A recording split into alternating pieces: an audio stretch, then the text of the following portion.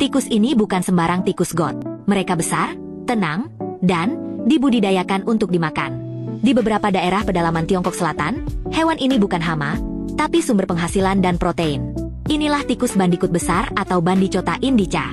Spesies ini pernah dibudidayakan secara massal di Provinsi Guangxi, Guangdong, hingga Hunan. Saat masa jayanya, populasinya mencapai jutaan ekor. Bukan hasil tangkapan liar, tapi hasil peternakan terstruktur, kandang kayu bertingkat, pakan alami seperti jagung, ubi, dan sisa hasil panen. Berbeda dari tikus jalanan yang kita kenal, tikus ini justru kalem, tidak mudah stres, dan tahan terhadap penyakit. Dalam waktu sekitar 6 bulan, bobotnya bisa tembus 2 kg. Siap potong, siap jual. Peternaknya nggak butuh lahan luas atau teknologi canggih. Cukup kandang sederhana dan sisa hasil pertanian lokal sebagai pakan, dan hasilnya bisa menghidupi satu keluarga. Tikus-tikus ini tumbuh cepat, efisien, dan mudah dikendalikan, menjadikannya pilihan menarik bagi petani kecil. Soal rasa, menurut para pengonsumsi daging tikus ini, rasanya dianggap bersih dan tinggi protein. Teksturnya mirip ayam kampung atau kelinci, sedikit lebih kenyal. Banyak restoran lokal di pedesaan Tiongkok Selatan menyajikan tikus ini dalam hot pot, sup herbal, atau dibakar seperti sate. Buat warga setempat, ini daging biasa, seperti ayam, bebek, atau babi. Bukan sesuatu yang ekstrim, bukan tabu, tapi bagian dari tradisi kuliner yang terbentuk karena kebutuhan dan ketersediaan. Yang menarik, peternakan tikus ini awalnya tumbuh dari dorongan ekonomi. Pemerintah daerah pernah mendorongnya sebagai program pengentasan kemiskinan.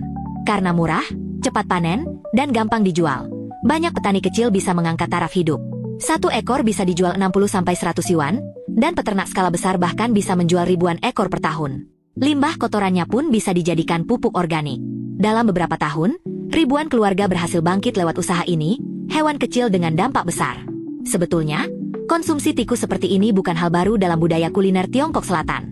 Di beberapa desa, daging tikus dianggap lezat dan bergizi, kadang disajikan di restoran lokal sebagai makanan khas daerah.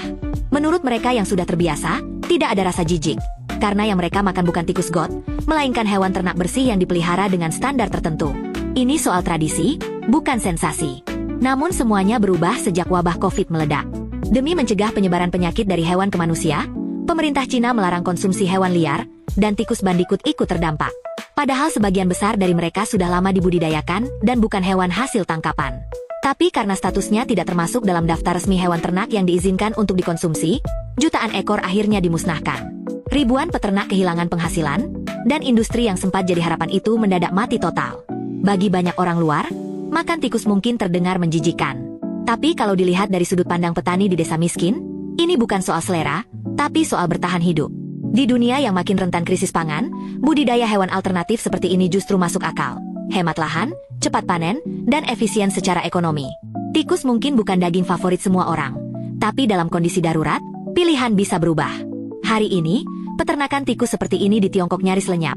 Tersingkir oleh regulasi, bukan oleh pasar. Tapi kisah mereka meninggalkan satu pertanyaan penting. Jika dunia mengalami krisis pangan, apakah kamu sanggup untuk memakan daging tikus ini?